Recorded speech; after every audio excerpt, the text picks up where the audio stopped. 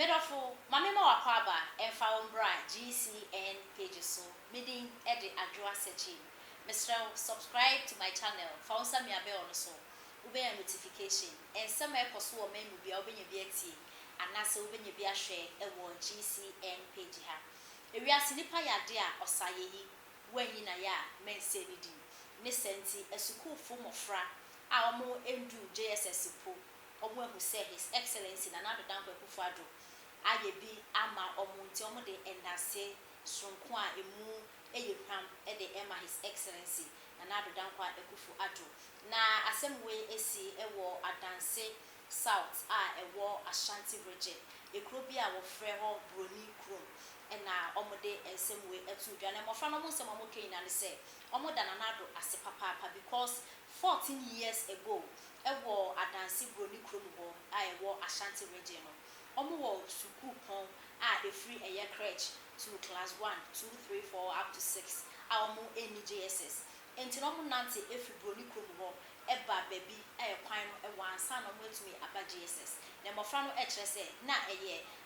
asema etiti omo ho mo papa because omo nam kwan ho a car bi betumi fail break akokun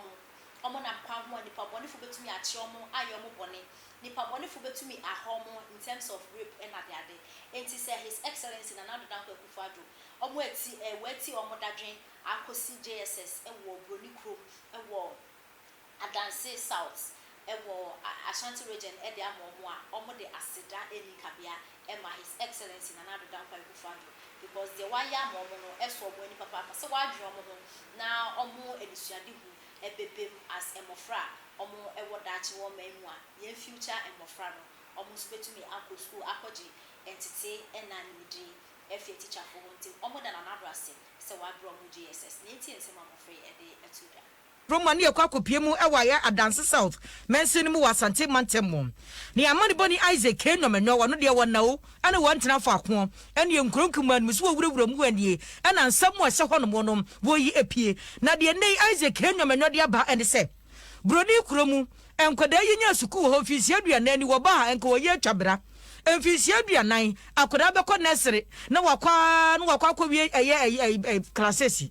classes ni mu wie pe ene no lazy me awusu mu sanse Jesus ye bi ni honom enti ene nu wadu bi ase na wu twafom twawo ksa wo mo papa ti koku dodo kakra na ne to ba sekra ma no na ne akora de di twakwa no di ko school na no na Isaac aba na kopie mu honom obusa nkora de se na enti se ya na mokọ no na nkora na wofo se hwe wo de we mu kora de so mamu amia we mo manyinyini na ano no ba chi na no mo yenketenkete no hwe na so maboche nku no mo kopa be ka se bi na wo mo so afra banya so maye wono momoa enkodi edu pieces de we no enkada nkora miensa pe JSS 1 JSS 2 ana JSS 3 enko wie na dwuma na nka nkoda no so nya baabi na o masua de na so we de besi na ama ne sa na Isaac Kenomeno ene adisuafo bi ekyekye nkomo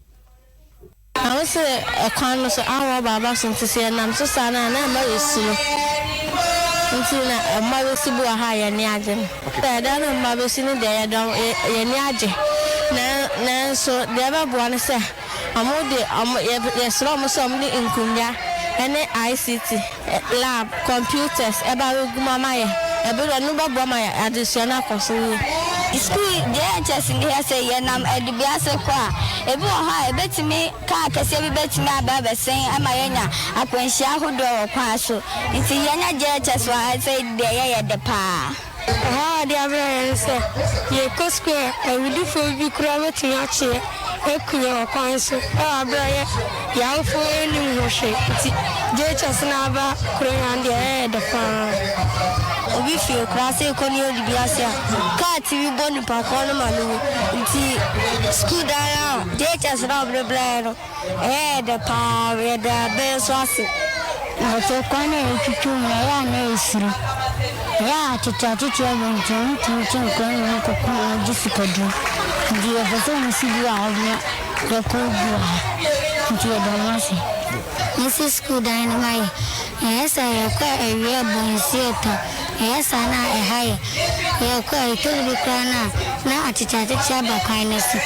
don so ya jina ba fuko uso ntimi nkonkofo ya nsi to sara ya na ehaye adusuafo bi a wonom ewo broni krom ewo adanse south mensini no emu na enu achi ne yama ne boni Isaac Enyomanyo ebodi pri adanse south mensini no director of education Dr. Daniel Anan Edufo ana opanyini chese wo mo di niam ahodo egu akwan mu complain nyina aba wonom pono so wo ma hunu sa adusuafo ne bresanse efiri honom ko nu edu biase no kuremu twen enti wode niam egu akwan mu suku dan ne de Jesus no enche wode bebre nkoda no genti a ene yede JHS eba hane se o hwe se de Nana Addo ekan ye no a omo start primary school no afe apem ahankro ni aduotwe na obia obewie primary 6 bia no bise onante eba ni wadu biase ansana ya dia na yo hawo pa ube se nkro bebre twabroni kro ha ehia na womu nia womu ba primary ha na se womu wi a JHS ni enti se woni akotro wondi wo dubiase na wa hosha efi bebi a wara wo ababroni kro no emutwe ansana efi broni kro so ekodubiase emusantwe na aye na se ye community na yehu a na na sefin pa nti ye din kombo die a ye se ekwan bia so no chance bia ba ye be hwe se ye de bama wo mu no mu nya JHS enkoro do sen na fe bia mo free ha eko JHS woni wadi bia every year between 40 and 50 say highway enkrai nam kwan ka se cat me bobi no cry yes the risk involved na yehu na yehu ya dun tumi ka kire say time bia bibisa betumi esi ti bia bebeboa papa edikan edubiase wa so schools no am say wo mu adults o re class bi cry bi 80 enti se eba se wo mu ya JHS na won na no wo ko edubiase no wo nya abasen aba 20% no so beti ano no way aya Dancy South District Director of Education Dr. Daniel Anan Edufo na nuachi no na ba na emusi no wanyamfo Francis Ankoma so se wo mu di niam egu akwan mu se be ya school no enkoda no betumi anya GSS block no no mu nyina atime sua de na wadisua na wade kire akwanimu genti a ene yede JHS eba hane se o hwe se de Nana Addo ekan ye no a omo start primary school no afe apem ahankro ni aduotwe na obia obewie primary 6 bia no bise onante eba ni wadu biase ansana wonya tete middle school no akọ ene de so JHS hwenkroto a atwa broni komashia edu etin kola no ubu akonta no anya chese enfie duanan bakuni ana o manantia ede aba no nsusu so a ewu mi se akola eco school na obenanti konsini ni ensane fa ansana wotimi enya JHS akọ na be how kese pa intimi ba yi na ye makoma so ade ni se ebebo modern na sa abre no so atwa enti na ye ni gisem sonkon ewu krudue mu ha no hyase no na di kro no free se